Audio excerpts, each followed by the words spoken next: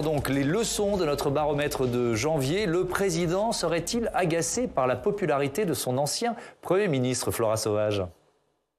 Mauvaise passe pour l'exécutif. Pour la première fois depuis cet été, le chef de l'État arrive sous la barre symbolique des 40% d'opinion favorable. Il est en recul de 5 points. À moins de 100 jours de la présidentielle, il est même dépassé par son ancien Premier ministre Édouard Philippe, qui est jugé plus compétent, plus convaincant et plus proche des gens. Ainsi, pour 2 tiers des Français, Édouard Philippe serait un meilleur président de la République. Moi, je me félicite qu'Édouard Philippe soit la personnalité politique la préférée des Français. Comme vous le savez, j'appartiens à Horizon, son parti politique. Et par conséquent, je pense que c'est tout à fait mérité par la façon dont il a gouverné, par le personnage lui-même. Au sein du parti présidentiel, on relativise toutefois cette percée. Ça n'a aucun sens parce qu'on compare quelqu'un qui a été Premier ministre, qui a été un excellent Premier ministre. Vous avez compris que mon soutien a toujours été plein et entier avec un président en exercice. Voyez les baromètres des personnalités politiques telles qu'elles sont mesurées aujourd'hui. Celles qui sont généralement plus haut, c'est celles qui sont complètement retirées de la vie politique. Pourtant, les Français en sont persuadés. 2 tiers d'entre eux pensent qu'Édouard Philippe va revenir sur le devant de la scène politique. Le baromètre Odoxa pour Mascara, République, Sénat, LCP et 20 titres de la PQR. Les tendances, voilà ce qui nous intéresse mois après mois. Et j'accueille Gaël Slimane. Bonsoir. Bonsoir. Heureux de vous retrouver. Vous êtes président cofondateur d'Odoxa. Bérangère Bonte. Bonsoir Bérangère, bienvenue. Journaliste, auteur de Le Sioux, les faces cachées d'Édouard Philippe. On va beaucoup parler d'Édouard Philippe dans ce débat. C'est aux éditions de l'Archipel.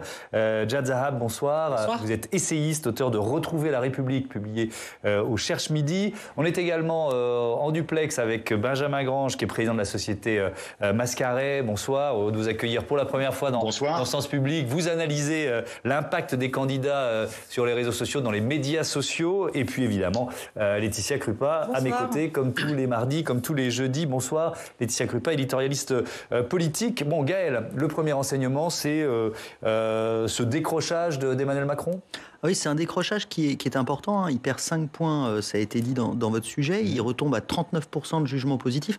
On a désormais plus de 6 Français sur 10 qui disent non, Emmanuel Macron n'est pas un bon président de la République. Il était abonné depuis ces 9 derniers mois à des résultats qu'il rapprochait de l'étiage des 50-50, un petit peu en dessous, à 44-45% de popularité, ce qui en faisait, ce que je disais encore le mois dernier, un président extrêmement bien placé, extrêmement mieux placé que tous ses prédécesseurs dans la perspective de son éventuelle réélection. Alors, 39% de jugement positif, ça reste préférable, ça reste mieux que ce que faisait Nicolas Sarkozy, un petit peu mieux. Ça reste beaucoup mieux que ce que faisait François Hollande à pareille échéance de l'élection.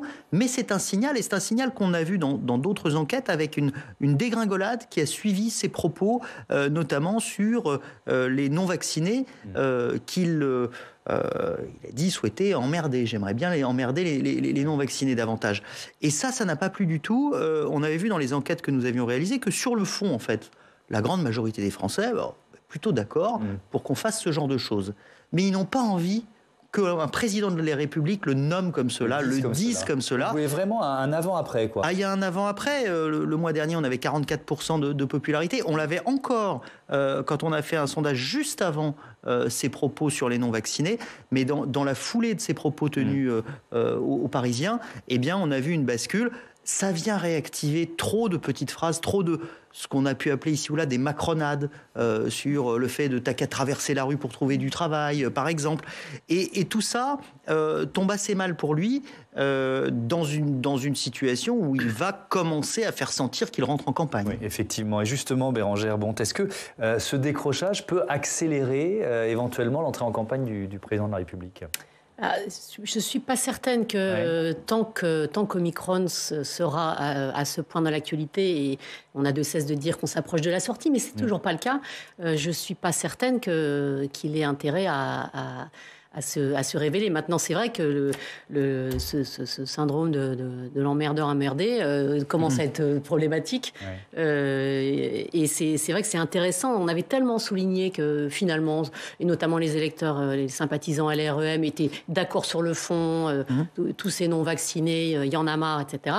La forme, là, a plus lentement, mais plus sûrement, manifestement, fait son œuvre. Et donc il y a quand même effectivement on doit pas faire la fête quand on reçoit ce genre d'études à l'Élysée. Mais est-ce que c'est pas plutôt, moi la réflexion que je me suis faite, est-ce que c'est pas plutôt, ou alors c'est concomitant, il y a cette phrase d'Emmanuel Macron et puis assez vite après il y a quand même le pataquès du protocole sanitaire à l'école. Est-ce que c'est pas ça finalement qui a accéléré le décrochage d'Emmanuel Macron? Il y a un ensemble, ça aussi, évidemment, tout ce qui s'est passé autour de Jean-Michel Blanquer, qui était un des ministres populaires et très soutenu par la Macronie. Donc c'est sûr que ça, pour le coup, a probablement aussi fait quelques dégâts.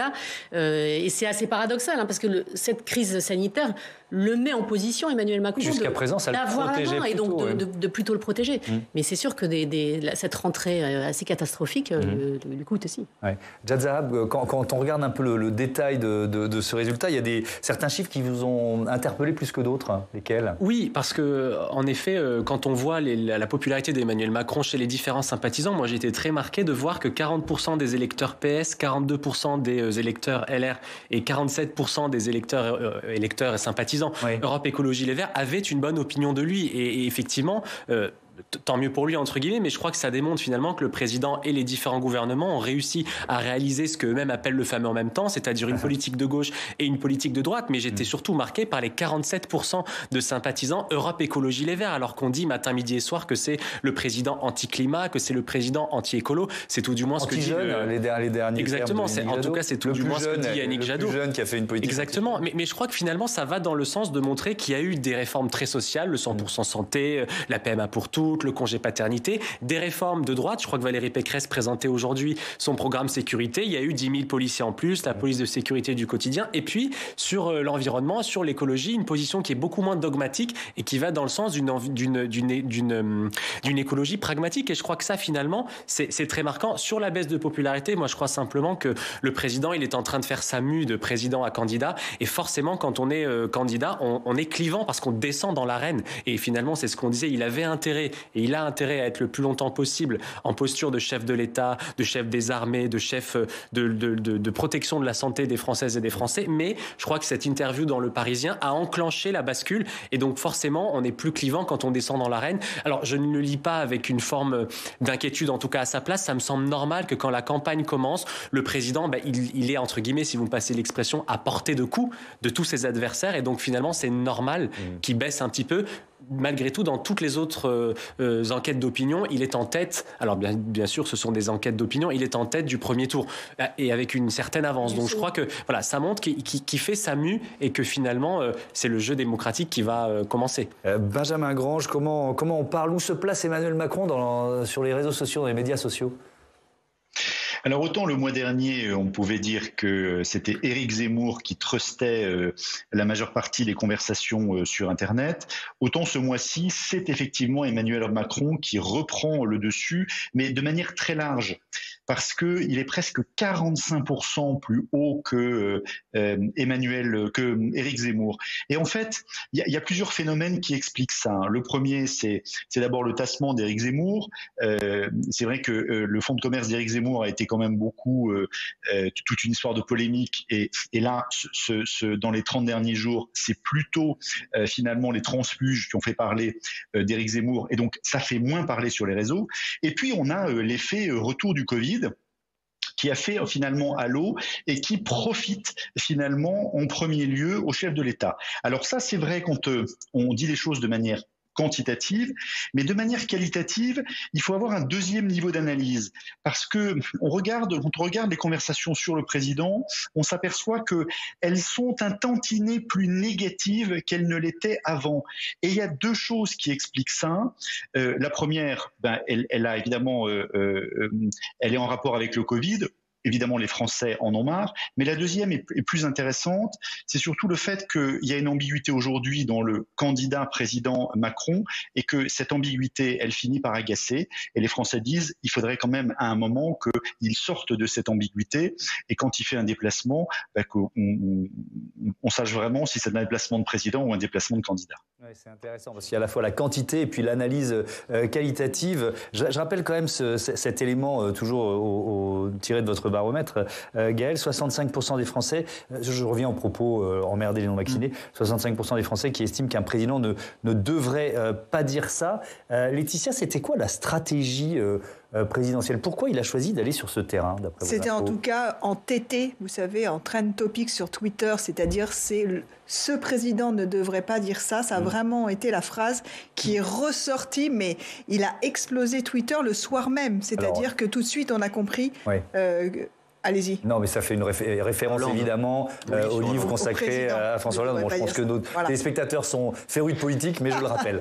En tout cas, effectivement, il avait affolé les réseaux sociaux et l'Élysée n'en était pas du tout étonné. C'est-à-dire qu'il savait très bien qu'en faisant sortir cette interview, l'effet bombe allait être immédiat et donc ils n'étaient pas étonnés, ils étaient plutôt satisfaits et en fait, il a voulu, d'après mes sources, il a voulu utiliser ce mot en faisant référence, alors attention, c'est un peu tiré par les cheveux, au général de Gaulle en 65 quand il est en ballottage dans l'entre-deux-tours. Voyez. Or, le général de Gaulle, pour la première fois, accepte une interview en face-à-face avec un journaliste télé. Voilà, c'est la première fois qu'il accepte. Et il parle comme parlent les Français. C'est-à-dire que le général de Gaulle abandonne sa majesté, son geste présidentiel et son côté jupitérien, et parle à la ménagère. Alors il dit, oui, alors c'est tout à fait normal, la ménagère, elle a envie du progrès. Alors par progrès, il entend aspirateur, automobile, lave-vaisselle. Et en même temps, la ménagère a besoin que sa fille ne découche pas et que le mari ne fasse pas la bamboche. C'est vraiment les termes du général de Gaulle. Et il a l'impression comme ça de parler, comme d'être dans la cuisine des Français et de leur parler comme tout à chacun. Ça fonctionne. Sa popularité remonte et finalement il a réussi à descendre, donc Jupiter est redescendu parmi les siens et a convaincu. Voilà, c'est la référence, sauf qu'on est 80 ans plus tard et qu'Emmanuel Macron a toujours... On n'est pas 80, je me disais en disant 65, ça. 2000, on est 60 ans plus tard, un peu moins 65 ans. En 2040. Voilà. Alors moi j'ai pas beaucoup de rides, mais je pense qu'en 2040 j'en aurai plus. Quoi, mais 60 ans plus tard, si le procédé est le même, en tout cas la façon de le faire est complètement différente. Pourquoi ? Parce que le général de Gaulle parle comme les Français, mais n'insulte pas les Français. Le problème, c'est bien le terme emmerdé. C'est-à-dire que c'est de l'argot. On peut dire que tout le monde finalement peut-être l'utilise. C'était le mot le plus utilisé par François Fillon en 2016 et 2017. Personne ne l'a remarqué. Une archive de Valérie Pécresse géniale à retrouver. Pendant la campagne des primaires LR, elle parle des trafics de drogue. Elle dit emmerder 3 fois dans la phrase avec d'autres mots encore plus grossiers. Bon, là, on tombe sur Emmanuel Macron. Ça ne fonctionne pas, visiblement. Ça ne fonctionne pas parce qu'un président ne devrait pas dire ça selon une majorité des Français. Mais on voit, et c'est tout l'enjeu d'Emmanuel Macron, c'est trouver ce point d'équilibre entre la verticalité et l'horizontalité. Il ne l'a toujours pas trouvé. Gaël Simone. C'était Pompidou aussi qui disait arrêter d'emmerder les Français. Oui, mais en off, en coulisses. Il n'était pas en in, c'est pas pareil. Et surtout, je pense, au-delà des mots employés, que dans les enquêtes qu'on a pu réaliser sur la crise sanitaire, les Français nous disent qu'ils sont prêts à ce qu'on fasse beaucoup d'efforts. On leur a demandé beaucoup d'efforts, ils sont prêts à les accepter. Ils souhaitent d'ailleurs que ce soit d'abord les non-vaccinés qui fassent les efforts plutôt que ceux qui ont fait l'effort de se vacciner. Donc sur le fond, il y a ce sujet, mais il y a aussi cette idée en même temps que si ça n'est plus utile, si on n'a plus besoin de passe sanitaire ou de passe vaccinal, tout ça doit s'arrêter. Dans l'enquête que nous avons publiée dans le Figaro, juste dans la foulée des propos du président, il y avait ça aussi. C'est-à-dire, on est prêt à accepter encore des efforts, on est prêt à ce que les non-vaccinés, on leur impose des choses, entre nous, à ce qu'on les emmerde, mais a-t-on besoin de le dire ? Mais en revanche, on n'est pas là pour se faire plaisir. Un président de la République... En plus, la phrase complète, c'est « j'ai bien envie d'eux ». J'ai bien envie d'emmerder les non-vaccinés. Alors, si on veut faire l'exégèse complète de cette histoire, on sait qu'en fait, il rebondissait sur un propos d'une lectrice du Parisien, que peut-être il n'aurait pas employé ce mot-là spontanément. Ça, on l'a beaucoup analysé, mais c'est intéressant, c'est avec pas mal de recul. Et sur le fond, il était d'accord. En tendance, quoi. Et sur le fond, on avait posé la question dans notre sondage, et sur le fond, les gens disaient, oui, il faut qu'il le fasse, mais il n'a pas besoin de le dire comme ça. Et s'agissant d'Emmanuel Macron, ça fait écho à bien d'autres propos qui relevaient de ce même sujet.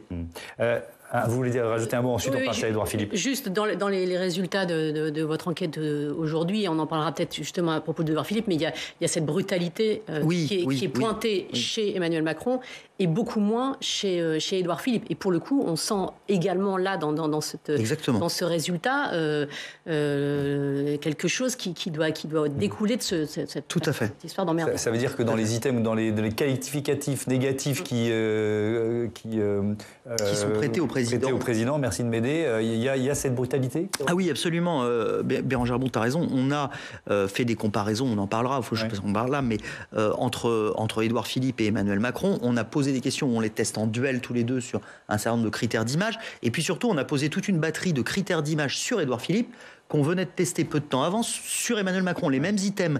Et Emmanuel Macron, sur la brutalité, c'est tout à fait spectaculaire.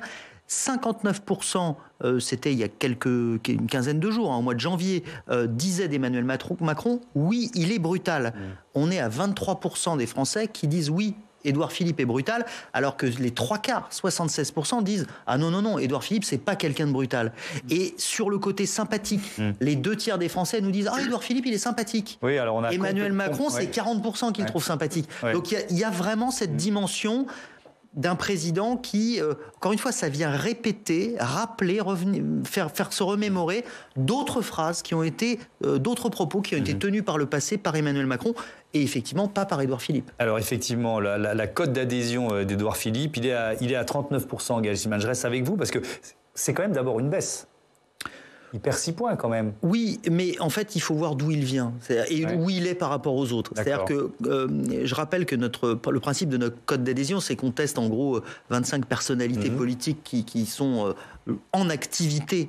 Et donc, on ne teste pas des personnalités qui ne sont plus du tout en activité. Et on demande aux Français à chaque fois si ce sont des personnalités qu'ils soutiennent. Donc c'est plus qu'une cote d'adhésion molle, qu'une cote de popularité molle. Est-ce qu'ils soutiennent cette personnalité? Est-ce qu'ils ont de la sympathie pour elle? Ou est-ce qu'ils la rejettent? Ou encore, ce qui est le plus fréquent, est-ce qu'ils sont complètement indifférents? Et dans le cas d'Édouard Philippe, on a 39% de soutien et de sympathie, total des deux. Ça le situe 6-7 points au-dessus de tous ses poursuivants. Et surtout, il est numéro 1.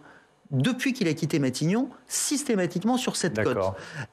Et ça, c'est intéressant, parce qu'en même temps, il ne suscite quasiment pas de rejet. C'est-à-dire qu'il est numéro 1 en adhésion, et sur la cote de rejet, il est dernier ex-aequo avec Roselyne Bachelot. Et c'est plutôt bien d'être dernier en cote de rejet, contrairement à Éric Zemmour, qui est numéro 1 depuis un petit moment. Et qui est toujours premier. Le match Édouard Philippe-Emmanuel Macron, c'est vraiment l'un des enseignements intéressants du baromètre Odoxa Mascaret. 64% contre 33% préfèrent Édouard Philippe à Emmanuel Macron. Et à la question... Serait-il un meilleur président? 61% pensent qu'Édouard Philippe serait un meilleur président qu'Emmanuel Macron.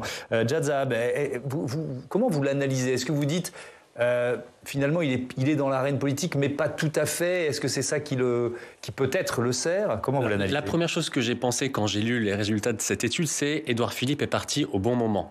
Il faut rappeler le contexte dans lequel il est parti. On venait de déconfiner. Il n'est pas parti. En tout cas, aux yeux des Français, il a quitté ses responsabilités. On venait de déconfiner. Les Françaises et les Français avaient oublié. Et moi, c'est ça qui m'a marqué. Le contexte dans lequel était Édouard Philippe avant la pandémie, ne serait-ce quelques jours. C'était le 49.3 à l'Assemblée nationale sur les retraites. Il venait de passer une séquence où on avait eu l'âge pivot, toutes ces polémiques sur l'âge d'équilibre dans la réforme des retraites. Il avait passé une année difficile avec des réformes sur la réforme de la SNCF, la proposition de loi Casseur, les samedis qui se succèdent à l'Arc de Triomphe avec des violences absolument inédites. Et les 80 km/h. Et les 80 km/h. Donc je ne veux pas faire de politique fiction, mais je crois que si on avait posé ces mêmes questions-là à l'époque, sans doute que les Françaises et les Français auraient moins choisi Édouard Philippe. Ensuite, moi je dis tout le temps, c'est comme le bon vin. Édouard Philippe, il a pris entre guillemets en popularité avec le temps qui passe loin des responsabilités. Ça ne me surprend pas. Ouais. Je pense simplement qu'en effet, le président de la République, depuis Édouard Philippe est parti fin de la première vague, il y a eu 5 vagues. Et en fait, en regardant cette étude, je me disais, mais pauvre nouveau Premier ministre Jean Castex, qui était monsieur déconfinement et qui en fait est devenu monsieur reconfinement et monsieur deuxième, troisième, quatrième, cinquième vague. Moi, je pense que simplement, c'est un effet psychologique qui est dû à la pandémie. Édouard Philippe, il était contesté à l'époque, tant mieux qu'il ait cette cote de popularité-là. C'est un homme d'État, il l'a démontré, mais Peut-être que c'est moi qui sous-estime l'importance de l'étude, mais il n'y a rien qui m'a fondamentalement choqué, si ce n'est qu'on a tous oublié le contexte d'avant-pandémie, ce fameux 49.3 qui, pour le coup, est très brutal aux yeux des Françaises et des Français. Alors, oui, Gaël, rapidement. C'est pas faux que quand on sort des responsabilités, ça a été dit, on l'a vu par Stanislas Guerini aussi, on a un boost. C'est vrai, c'est mécanique, mais il y a quand même un paramètre qu'il ne faut pas oublier, c'est que pendant quasiment toute la période où on avait les deux têtes de l'exécutif, président et Premier ministre, Édouard Philippe était préféré à Emmanuel Macron. On testait dans notre baromètre politique, comme on le fait encore avec Castex aujourd'hui, la popularité du président et du Premier ministre. Aujourd'hui, on a le président devant le Premier ministre. Et quand je dis aujourd'hui, c'est depuis que Castex est à Matignon quasiment. À l'époque où c'était Édouard Philippe plaisait davantage, séduisait davantage qu'Emmanuel Macron, y compris, vous avez raison, quand des mesures voulues par Édouard Philippe étaient reprochées à Emmanuel Macron. Et je pense beaucoup aux gilets jaunes, aux 80 km/h. Il était incapable de parler aux gilets jaunes. Mais ça n'a pas été reproché. C'est un aveu d'échec cuisant. Les gilets jaunes, ça a marqué le quinquennat au fer rouge. Mais Édouard Philippe. Ça n'a pas été reproché. Il reste très populaire aujourd'hui. À l'époque déjà, ça n'était pas. C'est pas seulement que les gens ont oublié, c'est que même au moment des faits, il ne le reprochait pas tant que ça à Édouard Philippe, parce qu'on en revient aux attributs d'image. Il le voit comme quelqu'un de plus humain, plus à l'écoute, plus sympathique, moins brutal qu'Emmanuel Macron. Je rappelle que vous avez enquêté, Bérangère Bonte, pour ce livre, Le Sioux, les faces cachées d'Édouard Philippe, aux éditions de l'Archipel. Donc c'est vraiment un travail en profondeur que vous avez mené. Il a été plus populaire qu'Emmanuel Macron pendant toute la durée de... Moi, j'ai... Il y a quoi, il y a 1 ou 2 mois? Il y a 2 mois, voilà. Il y a 2 mois où il y en a un, juste au moment de la décision des 80 km/h, il y a un petit coup de mou.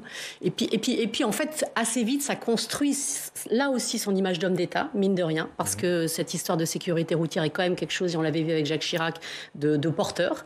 Et puis, il y a un autre moment, effectivement, dans la période des Gilets jaunes, où là, c'est... Mais les deux têtes de l'exécutif descendent. Mais ce qui est très frappant, effectivement, c'est que pendant toute cette période, les 3 années, il est devant. Là, on se souvient de Jean-Pierre Raffarin, qui était... un Premier ministre sert de paratonnerre, pour faire simple, en temps normal.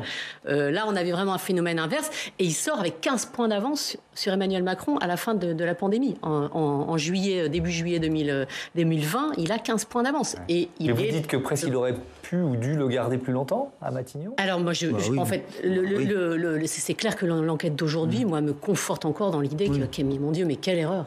Quelle erreur de l'avoir sorti. Ça dépend, on verra la suite. Quelle erreur, ça dépend. Parce que probablement, mais en tout cas, au jour d'aujourd'hui, et depuis quelques mois... Oui. Et depuis quelques mois, c'est clair qu'il profite de ne plus être aux manettes, d'être sorti à un moment où, souvenez-vous, en juillet de la première année de cette pandémie, on pensait que l'affaire était en train d'être réglée. Donc il avait en plus été réélu au Havre, tout allait bien, et il a gardé cette avance avec... Alors il y a d'autres facteurs, il y a ce côté Sioux, moi, que je décris longuement, cette espèce de prudence. C'est quelqu'un qui, quand même, depuis 2 ans... laisse quasiment toutes les portes ouvertes tout le temps, ce qui exaspère la Macronie d'ailleurs, mais y compris dans la candidature, pas candidature, jusque assez tard finalement, il a laissé planer ce doute-là. Et puis même quand il prête allégeance, 3 semaines après, il fait une interview à Challenge pour expliquer que non, la retraite ça va pas se passer comme ça, les mesures de Macron ça va pas se passer comme ça. Il prête allégeance et il marque sa différence. Il est parti de la maison commune. Alors il est parti, il est revenu. On va écouter Édouard Philippe. C'était le 5 janvier. Il était sur France 2. Alors il parle des législatives et puis il appelle le président de la République à élargir sa majorité. Écoutez. Pour reprendre une formule célèbre des tontons flingueurs, je suis pas venu pour beurrer les tartines. Donc quand on crée un parti politique, c'est pour peser dans le débat public et c'est pour présenter des candidats. Et c'est ce qu'on va faire. Le président de la République, j'ai compris de l'interview que vous aviez mentionnée tout à l'heure, qu'il avait envie. Il a envie. Ça ne m'a pas surpris, je l'avais senti cette envie, voyez-vous. Et je m'en réjouis. Très bien, il va être candidat. Je pense que quand on est candidat à sa réélection, on doit être dans une logique de rassemblement et probablement d'élargissement. De coalition. Oui, alors après, c'est à lui de déterminer la structuration qu'il a envie de donner à cet élargissement et à ces rassemblements. Mais il doit être dans une logique de rassemblement, parce que sinon, ça ne marche pas. Bérangère Bonte, qui est fan officielle des Tontons Flingueurs, c'est pas la citation exacte. C'est le sandwich, c'est beurrer les sandwichs. C'est beurrer les sandwichs, bref, on n'en est pas loin. Non, mais justement, vous le connaissez bien. Moi, quand je regarde cet extrait, il y a quelque chose qui me saute aux yeux. C'est-à-dire qu'en commençant comme ça, il prend le lead un peu dans cette discussion. Il montre que c'est un homme qui décide et qui est un petit peu comme ça, qui a le pouvoir, quoi, et un homme d'action, un homme de volonté. Et finalement, il fait rien. Moi, il y a un truc qui va pas avec Édouard Philippe, c'est il a quelque chose, une opportunité, il ne veut pas y aller. Moi, j'ai encore eu des proches d'Édouard Philippe aujourd'hui. Se présenter à la présidentielle. Et oui, enfin, ses proches me disent ah non, il ne bougera pas, il ne changera pas son cap. Mais c'était loyauté à Emmanuel Macron. Pas le bon moment. Depuis quand on a une loyauté? Non, mais attendez, vous voulez être président de la République? Non, mais il n'y a pas de règles, c'est des règles tacites, ça. Oui. Où il est marqué qu'il faut être loyal quand on veut être président de la République. Moi, je suis angélique. Surtout Emmanuel Macron qui n'appartient pas à sa Il ne faut pas être loyal, mais il faut donner le sentiment qu'on ne trahisse pas. Regardez ce qu'a fait Macron avec Hollande. Alors, on va pas parler tous en même temps, mais Bérangère, est-ce que ça pouvait être son moment? Bien, de mon point de vue, non, pas du tout. Vous ne pouvez pas, ça ne peut pas être son moment tant que ça reste un peu celui d'Emmanuel Macron.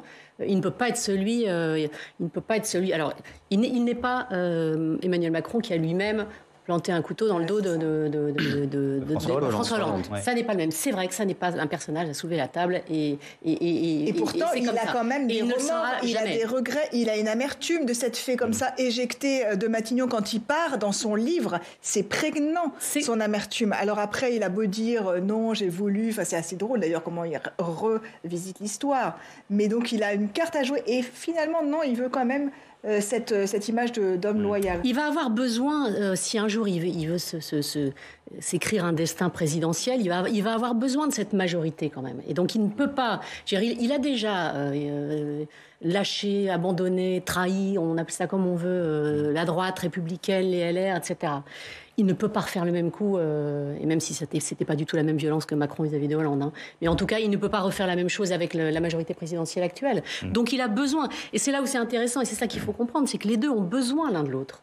Emmanuel Macron a évidemment besoin qu'il n'y ait pas trop de friture sur la ligne, parce que quand même, ça va commencer à agacer tout le monde. Mais Édouard Philippe, il a besoin qu'une fois que Emmanuel Macron sera réélu, cette majorité le porte et il y aura d'autres candidats. Allez, un dernier mot sur Édouard Philippe, Jad Zareb. Est-ce que Emmanuel Macron, au contraire, ne devrait pas jouer la carte Édouard Philippe dans cette campagne présidentielle à partir du moment où il sera officiellement candidat? Mais sans doute qu'il y aura un moment ou un autre une temporalité où on les verra s'afficher ensemble, parce que le bilan est le même. Et moi, je crois que ce qui se joue, c'est la majorité des prochaines élections législatives. C'est qu'à partir du jour où Emmanuel Macron sera élu, s'il est réélu, il s'exclut d'une certaine manière du jeu politique parce qu'il ne pourra pas se représenter en 2027, et donc c'est le combat pour la présidentielle qui va commencer. Et donc on voit bien que cette majorité plurielle, maison commune avec un certain nombre de partis, elle va avoir les qualités de ses défauts. Qualité parce qu'elle est large et qu'on le voit dans le sondage, c'est le chiffre que j'avais qui m'ont marqué tout à l'heure, le fait que ce bilan plaît à la gauche, à la droite, aux écolos,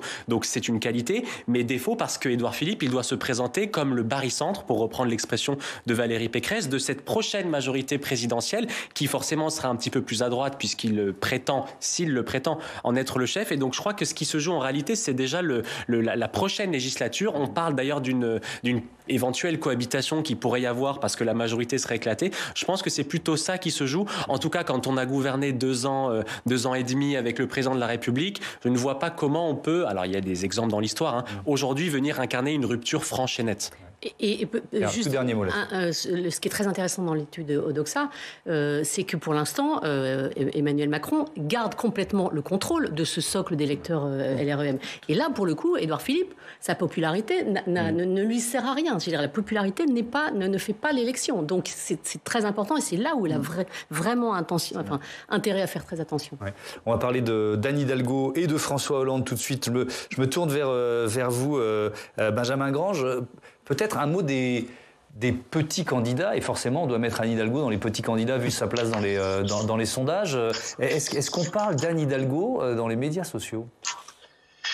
Alors on parle assez peu en fait d'Anne Hidalgo, et quand on en parle pas bien. C'est d'ailleurs assez incroyable parce que sur les candidats de gauche, chacun un peu à sa ligne politique, mais il est très surprenant de voir que Anne Hidalgo, en fait, elle a réussi en fait à transformer le mécontentement qu'il y a au niveau, je dirais, de Paris, en un mouvement ou en un mécontentement plutôt national quand on parle d'elle. Alors pour répondre en fait à votre question, oui, il se trouve qu'on parle pas mal des petits candidats et notamment de ceux qui, dans le dernier mois, se sont opposés au pass vaccinal. On était quand même dans une période où on a reparlé du Covid. Et donc forcément, ceux qui s'y sont opposés, on parle des Philippot, des Nathalie Arthaud, des Asselineau, des Dupont-Aignan, etc. Forcément, ça a fait parler d'eux sur les réseaux sociaux. Bon, quand même dans une mesure extrêmement faible, on est sur des proportions où c'est 100 fois moins que le volume de conversation sur Emmanuel Macron. Et puis on a certains qui ont réussi à tirer leur épingle du jeu.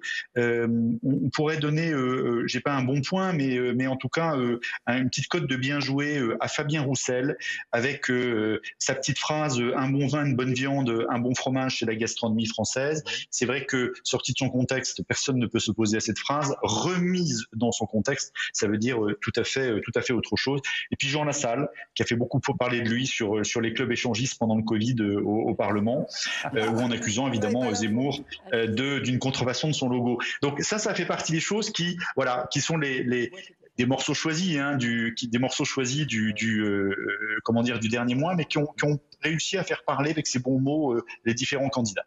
Alors, on va parler, donc, comme promis, merci Benjamin, de cette petite phrase de François Hollande. Il est devant des lycéens, reportage diffusé sur France 3, extrait.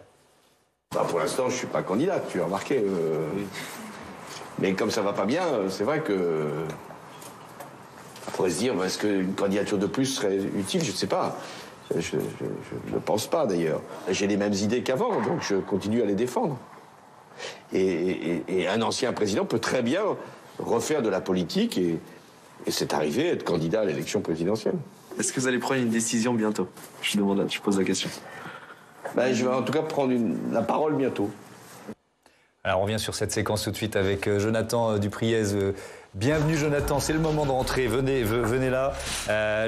Bonsoir, la gauche qui est déjà éparpillée, alors je vais dire façon puzzle pour garder une référence cinématographique, la même. Il est quand même ambigu là, François Hollande, sur un éventuel retour. Alors, il est un peu ambigu, et puis surtout ce qui est d'autant plus ambigu, c'est ce qu'il va bientôt dire dans sa fameuse prise de parole.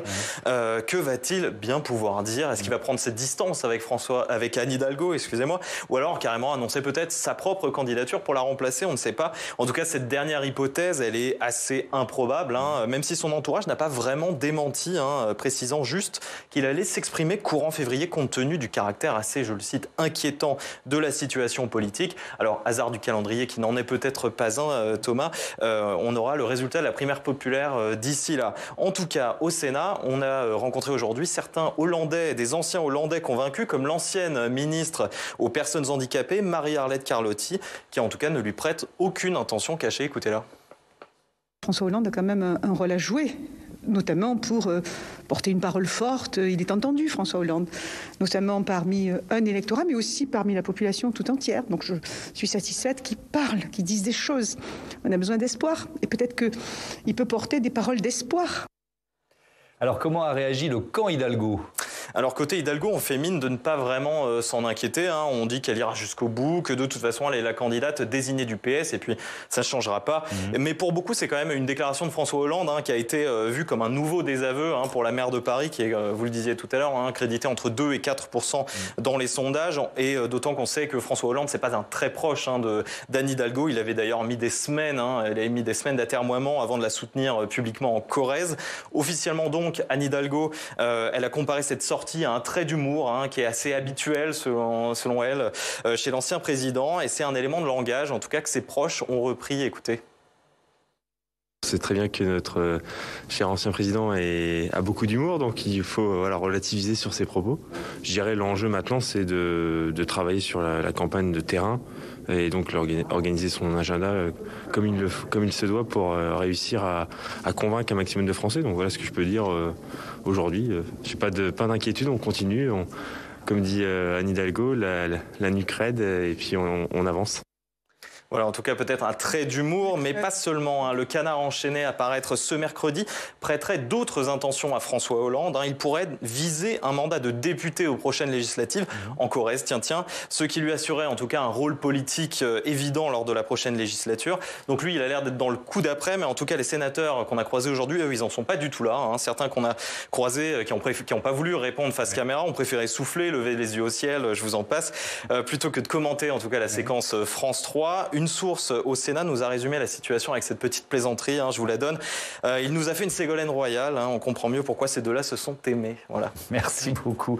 Merci Jonathan pour toutes ces réactions. C'est vrai qu'elle est saignante, Ségolène royale, dans toutes ses prises de parole télévisées. Il faudrait faire un zapping de tout ce qu'elle dit depuis quelques... c'est vraiment, je crois que c'est d'une brutalité rare en politique. Et on pourra dire ce qu'on veut de la campagne d'Anne Hidalgo, mais alors on pourra aussi dire qu'elle n'a pas été aidée. Elle n'a pas été aidée. Et là, depuis quelques jours, quand on voit sortir François Hollande, mais également Bernard Cazeneuve, Pierre Moscovici... Oui, mais c'est aussi sa faiblesse dans les études d'opinion qui explique ces sorties. C'est l'œuf et la poule. Quand on se bat pendant 30 ans pour un parti politique et que le parti coule, l'élégance voudrait quand même qu'on essaie de porter, de soutenir, et puis après on règle on lave le linge sale après. Elle est vraiment encore en train de baisser, Anne Hidalgo, dans votre baromètre. Elle réalise performance sur performance. À chaque fois, on est étonné. Dans les intentions de vote, vous l'avez dit... Alors, certains confrères qui ont sorti récemment leurs intentions de vote l'attestent avec, c'est normal d'ailleurs, Christiane Taubira présente, puisqu'elle a dit qu'elle irait, elle est à 2%, et dans notre baromètre politique, on cherche, et sur les 24 personnalités testées ce mois-ci, elle se retrouve quasiment aux dernières places, un 20e ex-aequo avec 13% de cote d'adhésion, 3 fois moins qu'Édouard Philippe qui est premier, c'est bien moins que Marine Le Pen. Par contre, il est une de nos deux cotes où elle cartonne, c'est notre cote du rejet. Alors sur notre cote du rejet, Anne Hidalgo, elle est quasiment sur le podium, elle est à 50% de rejet. C'est-à-dire que c'est pas que les gens la connaissent pas, c'est qu'ils ne l'aiment pas. Et c'est vrai que moi j'ai été très étonné du choix du Parti socialiste de la pousser, parce que en réalité toutes les enquêtes qu'on réalisait sur son image montraient ce rejet, y compris des Parisiens. Y compris quand elle gagne les municipales, et que dans nos intentions de vote, elle est en tête des municipales, mais que les Parisiens nous disent on aimait beaucoup Bertrand Delanoë, on n'aime pas Anne Hidalgo. Donc c'est un choix étrange, et c'est pour ça que moi je ne jette pour une fois peut-être pas la pierre aux politiques qui donnent le sentiment dans son camp de ne pas la soutenir, y compris Christiane Taubira, qui elle est numéro 1 sur notre cote d'adhésion auprès des sympathisants de gauche. C'est qu'à un moment donné, on peut se dire, si on est membre d'un parti politique, qu'on a envie que nos couleurs soient portées le plus haut possible, si on s'est trompé de candidat, si vraiment ça ne prend pas, est-ce que l'intérêt du PS, c'est de finir à 2-3% à une présidentielle? Parce que là, c'est la mort du parti. Elle va cramer la caisse. Bah oui. C'est plus ou moins mort. C'est Christiane Taubira qui va sauver le PS, vous pensez? Ah non, mais moi, je ne sais pas. Une primaire populaire. Non, mais et puis en plus, elle n'est même pas socialiste. Ce que je sais, c'est qu'un candidat de gauche a un petit espace déjà très faible, quand on voit la ventilation des voix à gauche, mais que un candidat qui pourrait être un Jadot, par exemple, qui est plus populaire qu'Anne Hidalgo, et qui porterait les couleurs d'une majorité plurielle où les écologistes auraient le lead, ou une Christiane Taubira. En tout cas, dans les sondages, en termes d'intention de vote et en termes d'image, ferait un meilleur score, et le Parti socialiste, à mon avis, aurait intérêt à choisir cette orientation-là plutôt que d'accélérer en voyant le mur se rapprocher. Parce que qu'est-ce qui se passera si le PS ne se fait pas rembourser ses frais de campagne, s'ils font moins de 5%, et si derrière ils doivent négocier les législatives avec leurs alliés habituels en disant on est un tout petit parti, derrière pourquoi pas Fabien Roussel, qui progresse dans notre sondage d'ailleurs. Hier, sur RTL, Anne Hidalgo a dit rendez-vous le 10 avril, premier tour de la présidentielle. Donc elle ne veut absolument pas décoller. Et l'union dans leur rêve. Pour le coup, notre expérience de tous les candidats qui ont raccroché, de tous sans exception, a toujours été de dire, y compris la veille du jour où ils ont raccroché, j'irai jusqu'au bout. Je n'ai connu que ça, de Lipietz à qui vous voudrez. Donc c'est encore possible qu'elle laisse la place. Oui, c'est Dernier mot, moi je voudrais vous entendre, Jadzab, sur la primaire populaire, parce qu'on est quand même à 467 000 inscrits. Ça va quand même être un fait politique. C'est les certain. résultats de cette primaire politique. C'est déjà un fait politique parce que je crois que c'est plus d'électeurs qu'il n'y a eu à Europe Écologie Les Verts et à la primaire des Républicains. Donc réunis. Ensuite, réunis. Donc c'est quand même un sujet sur cette jeunesse qui veut réinventer les pratiques démocratiques. Alors ensuite, on peut être plus ou moins d'accord avec l'idée de faire concourir des candidats contre leur gré. Mais moi, je regarde avec une forme de tristesse ce qui se passe à gauche parce que je crois que cette gauche-là a perdu le sens du peuple. Vous avez une gauche qui n'a pas travaillé depuis 10 ans, qui revient avec les mêmes solutions. Vous avez une guerre d'ego.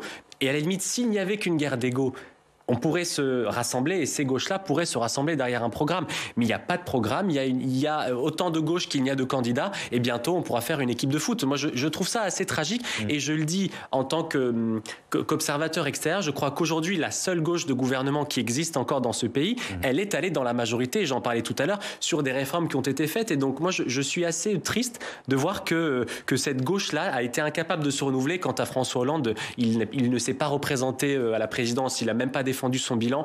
Je trouverais ça assez ironique qu'il revienne dans la Ve République via le Parlement. Je trouve ça assez triste. Ce n'est pas de l'humour. Merci. Ce n'est pas de l'humour. Non, je ne pense pas. En effet. Cette phrase, c'était pas un trait d'humour. Merci beaucoup d'avoir participé à ce débat ici, évidemment, et en duplex. Merci Benjamin. Bérangère, j'appelle le titre de votre livre, Le Sioux, les faces cachées d'Édouard Philippe, c'est aux éditions de l'Archipel. Et Jad Zahab, Retrouver la République au Cherche Midi Nord.